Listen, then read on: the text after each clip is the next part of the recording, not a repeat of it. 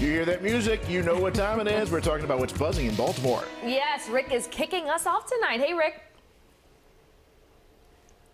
Well, Nicole, Vic, the Maryland Zoo is getting ready to reopen. But before we get to that, you got to take a look at this photo right here. So this was actually snapped before they closed back in March, and it is titled Hassan by Michelle Althouse. She is the winner of the zoo's photo contest this month, and now they are looking for the next winner, the next big thing. If you have a picture-perfect zoo photo from the last year, you can enter now for the July photo contest. Pretty neat. Oh, yeah, it is. Most definitely. And if you're looking for something to do with the kids this summer, why not try out the Baltimore Arts Passport? It's a booklet and art kit to keep Baltimore City students moving, making, and performing all summer long. 22 organizations and artists joined together to make this possible, including Port Discovery, the BMA, and the National Aquarium. At just $10 per kit, you can help kids stay creative at home. The goal is to serve 10,000 students this summer.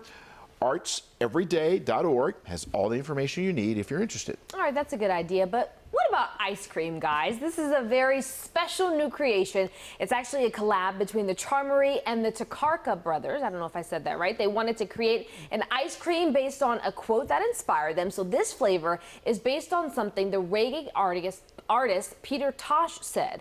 When asked what will happen when equal rights are achieved, he said, quote, "The earth will tilt on its axis and begin to dance to the reggae beat to the accompaniment of earthquake. And who can resist the dance of earthquake?" So this ice cream, you guessed it, is called Dance of the Earthquake, and it features a chocolate base with toasted coconut and peanut brittle pieces. Sounds pretty good. It does. And for a good cause. Yeah.